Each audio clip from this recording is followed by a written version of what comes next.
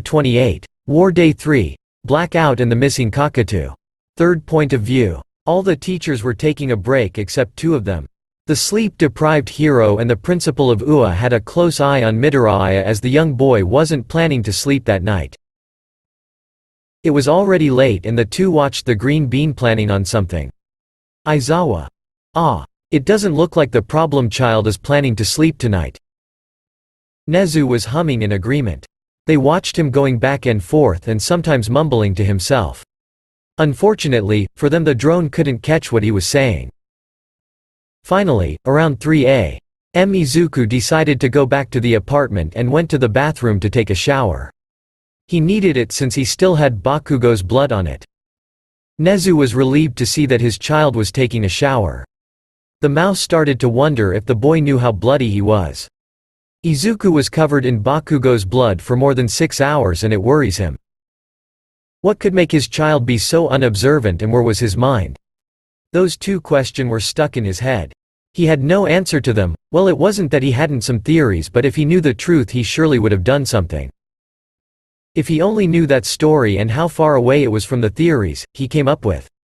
After the shower, Aizawa was sure that his problem child would go to sleep. Little did he know how wrong he was. The caterpillar started to worry about Izuku's well-being since this child started being the villain for the exercise. Midoriya had visible eye bags, which he didn't have before, and the things he did scared the pro-hero. It wasn't normal for a kid to be so frustrated, sad and angry, and the worst thing is he didn't do anything to help his child. He wasn't better than Izuku's past teachers.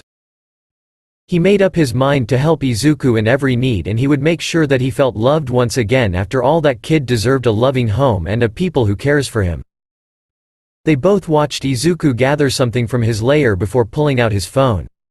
The next thing the pros knew, they were sitting in a pitch-black room. Aizawa. A blackout? Again? Nezu. Wake the other immediately. Not long after that, Nezu was directing the teachers to go and protect the students, the entrance to the city, and someone to go check on the power generator again. Nezu. How much longer, till the generator is back? Asked Nezu through the earbud. The teachers had to communicate with each other in such a situation. Power loader. 5 minutes max. Nezu. Do we know what caused it, this time? Power loader. Someone got into our system from inside the building. Present mic. The traitor maybe? Nezu. A logic outcome, and a highly possible one. We need to find the traitor as soon as possible. However, another thought crossed his mind. Midoriya was probably one of the brightest minds he has ever encountered. If his assumption was right, then this blackout was Izuku's, his child's, doing. The last thing he and Aizawa watched together was Izuku tipping something on his phone. It was a high probability that he hacked into the system and shut the power down, but why did he do that? He certainly didn't need to go to such extent, so why did he do that? In the observation room were only Nezu, Recovery Girl, Hound Dog and Present Mike. Every one of them was lost in their own thoughts as Izuku managed to get into the room unnoticed and used the sleeping grenade. He then took the poor English teacher and went back to the city. After 5 minutes, the light went on and the reminding teacher tried to get in contact with Nezu or any other one in the observation room, but to no avail. Aizawa was worried for his husband. He couldn't get in touch with his yellow cockatoo. After another 15 minutes, he decided to go back to Yamada's side even if this means going against Nezu's order. The sleepy caterpillar couldn't help it, he felt the need to go. It was as if something was pushing him, urging him to go. Aizawa had a feeling that something was going on and that something bad was about to happen.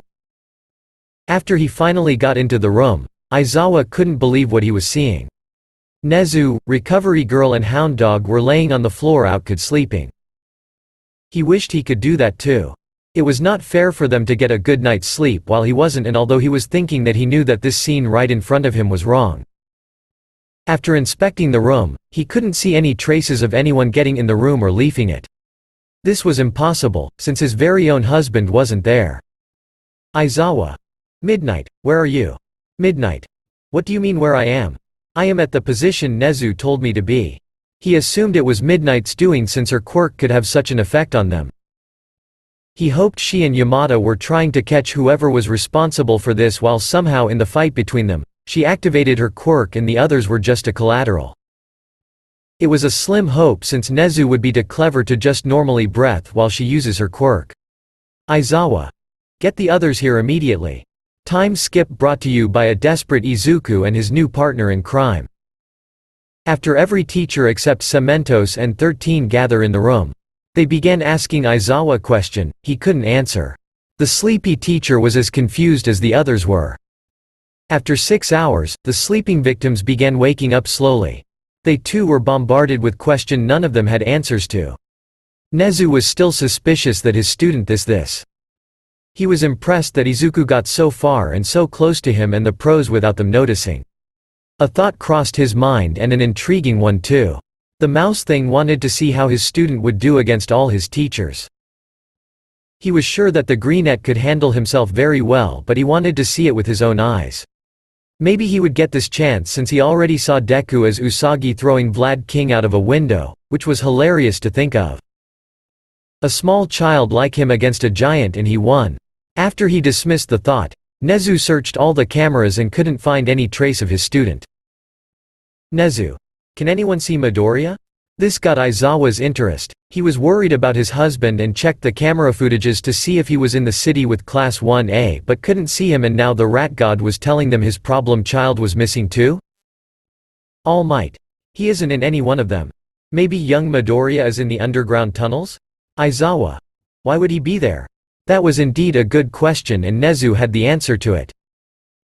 He suspected Midoriya to be responsible for the blackout, and if this was true then present Mike would be with him somewhere in the underground tunnels. The only question he couldn't wrap his mind about was why Izuku would do that. At 11 a.m., the drones found Midoriya as Usagi going into the hero's headquarters. Aizawa, whispering, "At least you are safe, my problem child." Nezu was also relieved to see him again, but this wouldn't last long as they saw him on the edge of the building. Aizawa. Problem child, get away from the edge. Ochako. Deku? Don't go any further please. Nezu. Midoriya, there is no need for you to sacrifice yourself. All Might was staring at the scene. He could get any word out. He feared this from the first day he met that child. The time he let him alone on the roof after destroying his dream. He regretted it afterward and he hoped that the child didn't jump. Luckily, for him he found him after that and offered him one for all. Seeing him so close broke his heart. He didn't know what to say. Izuku. All I am asking is for you to trust me. Izuku. Kachan? If you hear me then please know that, I will take your advice. I tried it multiple times but this is my first time so close on doing it. I hope it is what you really wanted me to do all these past couple of years. I never forgot your and All Might's words. Izuku. Save me, Uravati. They watched him fall. All Might. No, Izuku, my boy. Don't. All Might had a tear running down his cheek. Midnight. Uraraka will save him, right? However, it wasn't looking like it. The drone flew closer to her and they caught her smirking. Vlad King. What is she doing? Why is she smirking at him? What the hell is wrong with your class, Aizawa? He didn't cow. Midnight. Wait, isn't she one of Midoriya's close friend? He didn't know the answer to this too. He knew that he considered her as a friend, but from watching what just happened he wasn't so sure if that feeling was mutual. The teachers were on edge as one of their college was missing and a student they all thought was had no problem until the exercise began threw himself off the roof. They, as pro-heroes, were watching a kid die in front of them and couldn't do anything. This thought was depressing them. Luckily Uravati saved the villain Usagi in the last minute. They were all relived to see them both alive, until they heard her whisper to him something they couldn't believe a hero in training would ever say. Uravati. How about showing some kind of gratitude? Next time I will make sure that you land and rest in your own puddle of blood. Hound dog. This class is seriously messed up. First you have a cinnamon roll that turned spicy and has multiple problems. Then you have a mini Aizawa that woke up to a nightmare, and now you have a girl suicide baiting the already broken green bean. Vlad King. Again, what are you teaching these kids? Aizawa. Shut up. Izuku. I would like that very much. This drew the teacher's attention once again to Izuku. Power loader. Oh, now that he felt how it feels like to fly for a second he wants to do this again. Is this kid serious? All Might. I could ask Hawks for this if he really wants to fly again. Aizawa. No. That was fucking sarcasm there, idiot. Nezu. Although that might not be a bad idea. Izuku. Well, running in circles was fun. But never will I do this free fall thing again for sure. Recovery girl. He better don't. I will whack him with my cane till he can think straight. They watched him carrying Uraraka to an underground room and destroy the drone. Power loader. No. My babies. Why did he do that? Snipe. We should interfere. He could do anything to her after what she said to him. Vlad King. I agree. We saw what he did to my class. Imagine him being loose without us watching and stopping him from killing her like Bakugo. Recovery girl. Nezu, you should send some to watch him in case he loses himself. Nezu. Nope. He popped the P of nope. Izuku told them to trust him and that was exactly what he would do. Midnight. What do you mean no? They are students of your school.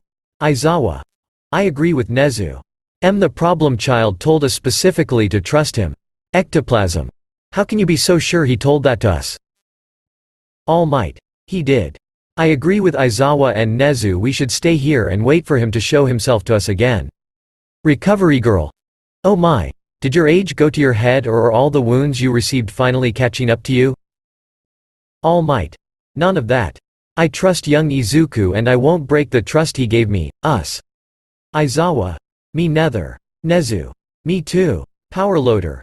You are all insane. They debated about this matter a little longer until Midnight couldn't take it anymore and went to the help Uraraka. Unfortunately for her, she was stopped by a certain thing wrapped around her. It wasn't hard to guess what it was.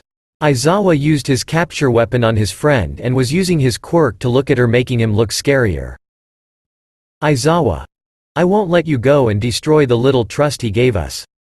Vlad King would have gone to save the girl if she would have been in his class, but seeing it was Aizawa's class, he simply didn't care as much. If the underground hero thought it would benefit the villainous kid if she died, then so be it.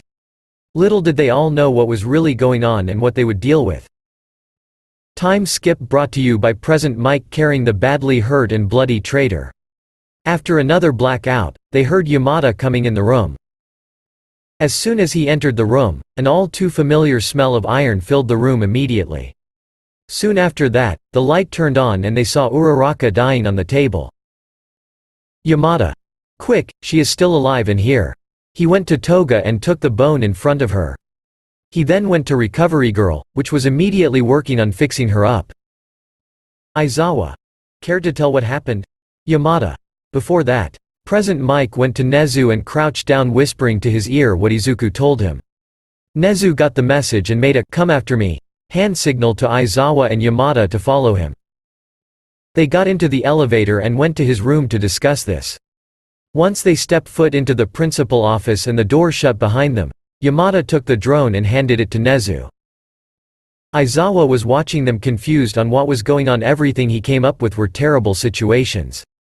Nezu played the footage and the three pro heroes were watching it. Aizawa. How did he get into this situation? Yamada. He told me they are watching the exercise and were impressed on what he accomplished as Usagi. They want him to join the love. However, he also told me he wants to take them down and the traitors. Nezu. Traitors? Aizawa. Plural? Like more than one? Yamada.